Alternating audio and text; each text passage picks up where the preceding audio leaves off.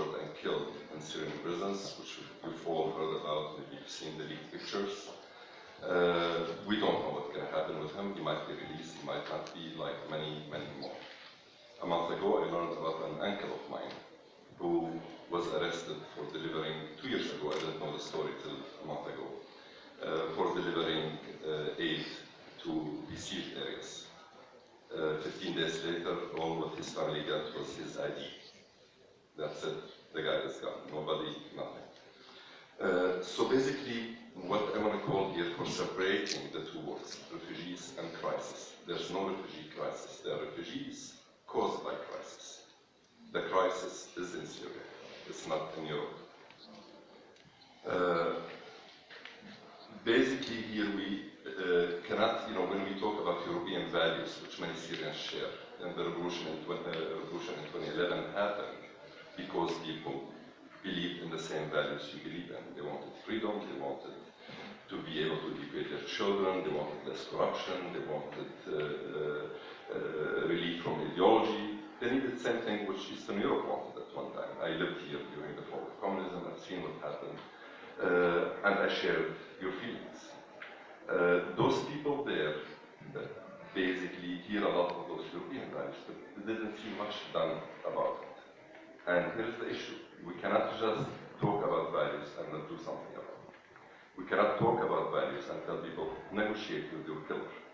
We cannot talk about values and tell them, you know what, let's accept this guy who killed your children, 300,000 people so far in Syria. And let's accept him for a temporary period of time, 6 months, 7 months, then we'll do election, then maybe he can run again for president and so on. And expect the people to still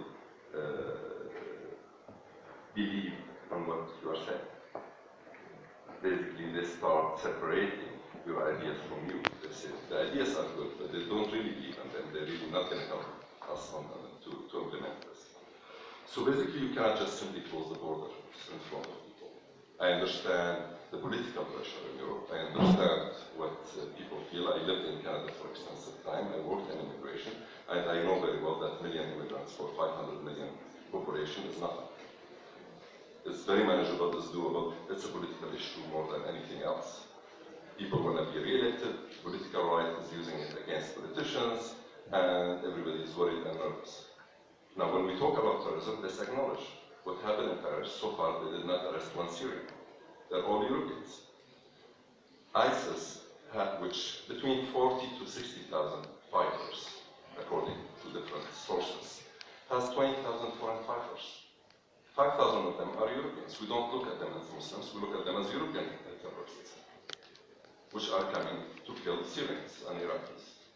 So there's another perspective to the story, which needs to be looked at. Since 2011, when we were talking, having meetings with Europeans, Americans, and different diplomats, we're telling them this has to be resolved. If it's not resolved, this is going to move somewhere. It's not going to stay contained. You cannot contain viruses, you cannot contain disease, you cannot contain terrorism as well, you cannot contain wars. They spread. 2011, the Grand Mufti of Syria went out on TV, and it's available on YouTube with English and French subtitles. Please Google it. He went out on TV and saying, if the world gonna attack us or do anything to Syria, you're gonna have people, we're gonna send people to exploit themselves in France and other capitals. And that's available on YouTube. So basically here we need to look back a bit and go back. We cannot to the basic idea, very logical idea, that we cannot resolve the issue of refugees coming to Europe if we don't resolve the source problem for this conflict. And the source problem before ISIS is Assad.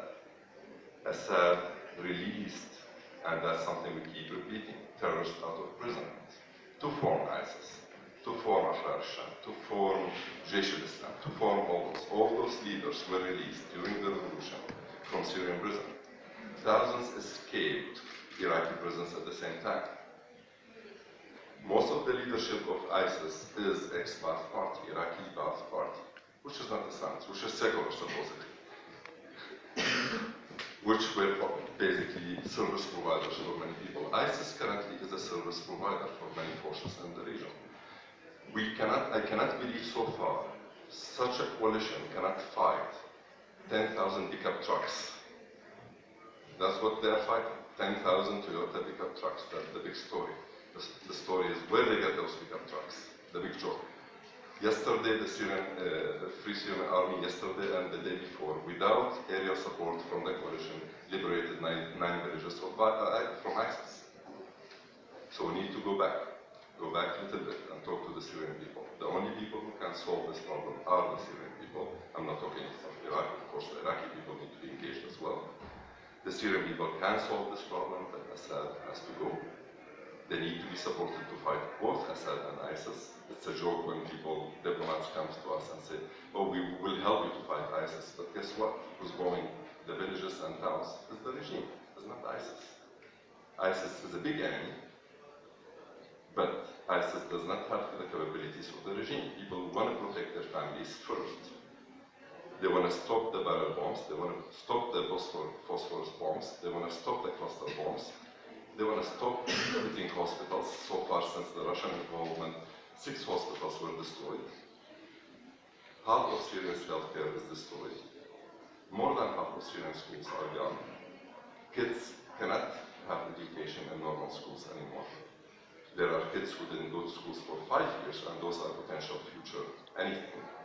Depends who spends money on them and convince them. So the issue here again, let's go back to the basics. There's a dictator, and this dictator has to go, and the Syrian people will help themselves anew to resolve the other problems. Thank you.